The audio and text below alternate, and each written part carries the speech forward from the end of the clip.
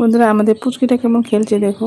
তো ওকে এখন নাচানো বলা হচ্ছে যে ও নাচবে, নাচতে নাচতে উল্টে পড়ে যাচ্ছে।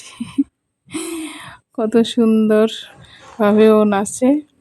তো সেটাকে দেখে আমি চলে আসলাম রান্না করে। আমার রান্না তো করতেই হবে সকালবেলা, সেই জন্য আমি রান্না করে চলে আসি। তো আমার আজকে রান্না হচ্ছে মৌখি কচুর তরকারি। তো তরকারিটা কত সুন্দর হয়েছে দেখো, অনেকদিন তো মৌখি কচু খাওয়া হয়নি, তো আজকে আমি রান্না করেছি। তো বন্ধুরা আমি একটা নতুন রেসিপি রান্না করব। সেটা হচ্ছে যে 2টা ডিম নিয়েছি, এটা সিদ্ধ করে নিয়েছি। তো এটা এখন আমি ছুলে নেবো, এই যে এখানে ব্যাটারটা বানিয়ে নিয়েছি। আর সেটাকে আমি এখন তেলে ভেজে নিব। এটাকে আমি 3 টুকরো করব চপের মতো। তো চপেই বলা চলে। তো সেটাকে আমি এখন কেটে নিয়ে তেলে ভেজে নিব বেসন দিয়ে। আর এটাকে আবার এমনি চপের মতো বানিয়ে সস দিয়ে খেলে খুব ভালো লাগে খেতে। তো আমি এভাবে রান্না করব না, তো আমি ঝোলই রান্না করব। তো বাচ্চারা সেভাবে খেতে চায়, তো সেই জন্য আমি অল্প পেঁয়াজ টিয়াজ দিয়ে কষা কষা করে দেবো তাদেরকে। তো আমার ভিডিওটা ভালো লাগলে অবশ্যই লাইক কমেন্ট করবেন বন্ধুরা, আর একটু পাশে থাকবেন। তো আমার চপ ভাজা হয়ে গেছে। তো এখন আমি পেঁয়াজটা অল্প মিক্সচারে হালকা করে থেতো করে নিয়েছি। আর সব কিছু তেলে ছেড়ে দিয়েছি।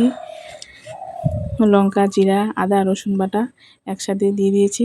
তো আমার কষা প্রায় হয়ে যাচ্ছে।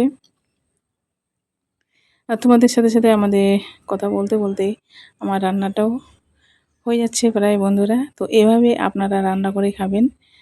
তো 2টো ডিম দিয়েই অনেকগুলো হয়ে যায়, আর বাচ্চারাও খুব খুশি হয়। তো আমি এখানে ঝোল দিয়ে দিলাম। তো বেশি ঝোল করব না, শুধু মাখা মাখা করব। কত সুন্দর কালার চলে আসছে। তো এখানে আমি শুধু গরম মশলা দিয়ে এখন নামিয়ে নিব।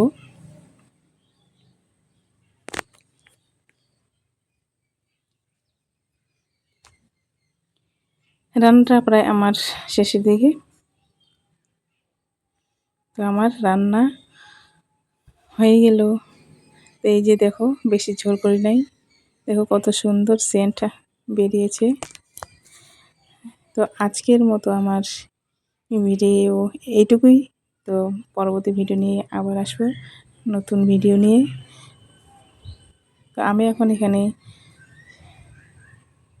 চলে আসছি খেতে। তো সবাই খেয়ে খেয়ে চলে গেছে, আমি শুধু ছিলাম। তো রাধে রাধে বন্ধুরা।